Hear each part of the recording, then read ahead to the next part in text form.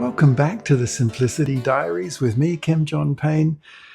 This week I wanted to look at a very simple 4-step theme that we can use when our kids, really of any age, are starting to you got this feeling that things just aren't going in a very good direction, and that is such a common thing for us as parents, isn't it? Like, oh, this is not going anywhere good. What do I do now? A lot of these podcasts, these episodes, are based around situations like this, but I wanted to sort of boil this down into what I think of as the 4 it's. Now, the 4 it's. I'll just name them first, and then we'll kind of layer on down to them. So when things aren't going well, first it is calm it down. It number 1, calm it down. And then it number 2 is work it out. But that comes after calm it down. And then the third one is put it right. So now, but that comes after the other 2. And the last one is so we can move it on. Now, let's just dig into those a little bit, right? Just take them in order. One of the first things to do when things aren't going well is to definitely not try and sort it out. It doesn't go well at all. It's always better, I find, to just calm it down. That episode, some of you might remember, is frequent refrain that you can bring into your families of, in our family, hey, nothing gets worked out when we're worked up.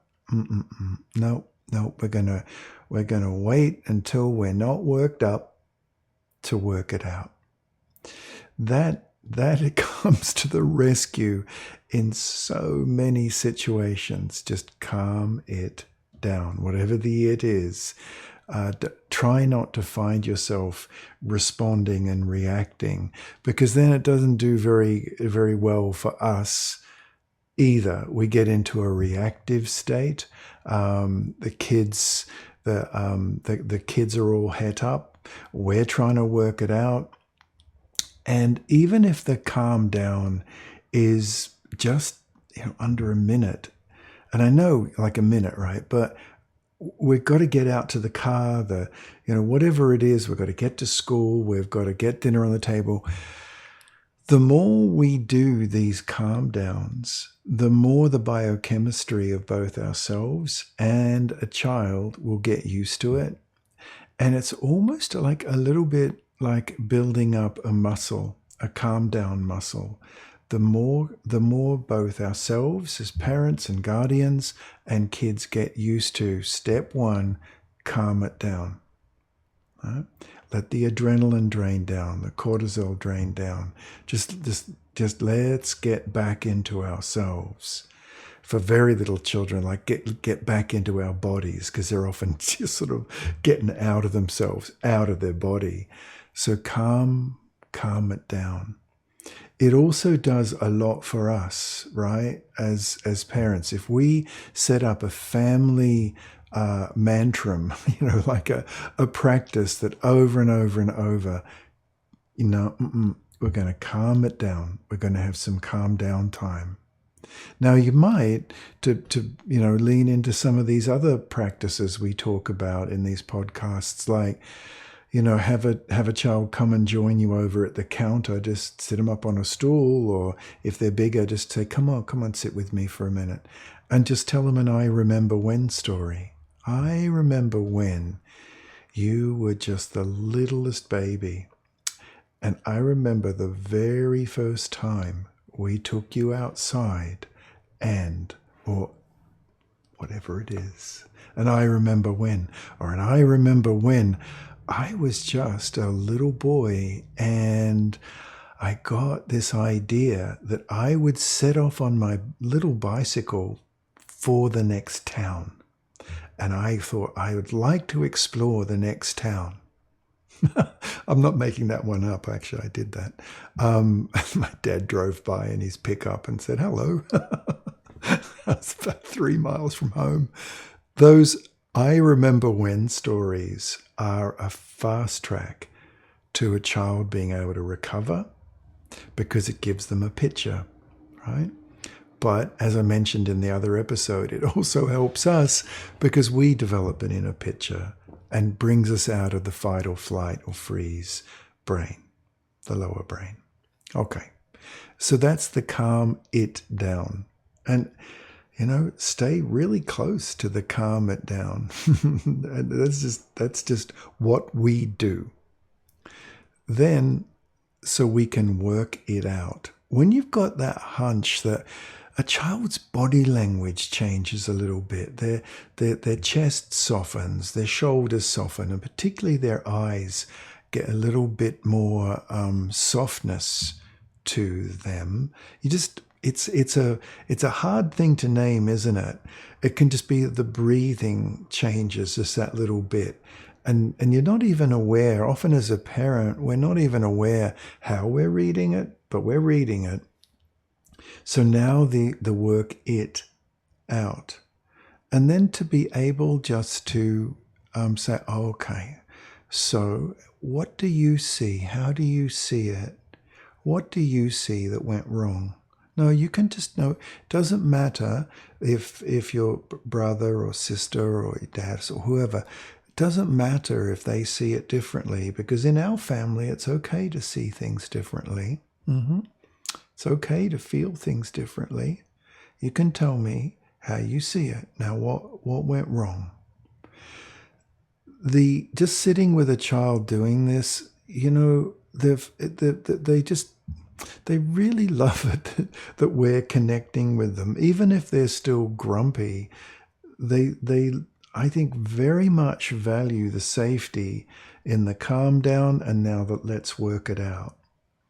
And particularly, you can tell me how you see it, how you felt it. You can tell me, and it's important to not do in the early stages of the let's work it out in the 2 or 3 minutes, and not 20 or 30, by the way, but just in that quick little let's work it out. And if kids get used to that, they get used to you as a parent being in a receiving mode, in a Venusian mode, more Venus, less Mars, more listening, less speaking.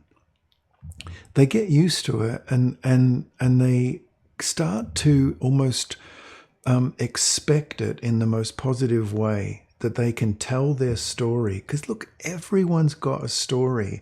Even if your child's been a right little bugger, they've still got their story as to what happened. There's still been a build up to it. And just to give them the space to tell their little story about what went wrong is a beautiful thing to do for a child. Doesn't mean they're going to get off the hook. Doesn't mean that they won't be held accountable or they don't have to put it right, but it does mean there's a space for them. This comes under that broad banner of connect before you correct. Gordon Neufeld and Gabor Mate talk about that, don't they, in the Hold On to Your Kids book.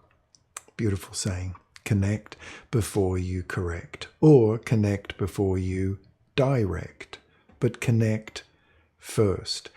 It does not mean you're colluding in bad behavior. It means you're creating a space for them to feel safe, so that when you come to the third it, let's now put it right. You've established a connection. You've built a bridge into how we can put it right. Now, for little kids, it might be ideas around turn taking because sharing wasn't working so well. It might be writing a card or drawing a little card to their sibling or to a friend in the neighborhood where it was going badly.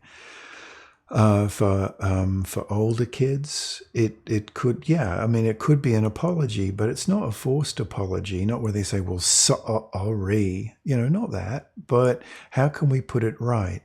It might be for a 12-year-old child, it might be, well, okay, he can like play with my baseball mitt, but he's got to bring it back because he leaves it outside and it gets damp and even rained on. So we've got to have a deal that he brings it back, because there was a big blow up previously about a little brother, let's say, going into a bigger brother's space and taking a treasured baseball mitt that was grandpa's and handed down to the son, and he used some really harsh language. Okay, so we can put that right. What are we going to do about the name calling, sweetheart? Because that was harsh. Yeah. Well, okay. I guess I could say sorry for calling him that, but he's got to understand, that he can't go into your room. Yes, yeah, we can put it right. We can put it right all the which way round. And then a lot of kids, this is the last it, so we can move it on. A lot of kids will buy into problem solving if they know that pretty smoothly the move it on is going to come. That it's not lighting candles, and it's not making eye contact, that it's not big moral lectures, and it's just, we're going to work it out so we can move it on. We're going to put it right so we can move it on. We're going to calm it down as a first step to being able to move it on. And if kids get used to this, and you can even say it out loud, we're going to put this right a little bit, or whatever stage you're up to, so we can move on. We're going to move it on and get back to playing, or get back to listening to your music, or get back to whatever it is you want to get back to, which is usually not talking to us, about this thing. Then we're going to do that, and we're not, so the child doesn't feel corralled or, entrapped. That all this is designed to be forward moving, because children's lives, tweens, teens, their lives are full of forward motion. That's what we want, right? We want them to have that forward motion. And if they know we understand it, then you can often onboard them, so to speak, a lot easier, and they get used to this. If you practice the 4 it's, one thing I know for sure is they do get used to it, they expect it, and they come along with you in a much happier way. Okay, so the 4 it's. I hope that was helpful. Bye-bye for now.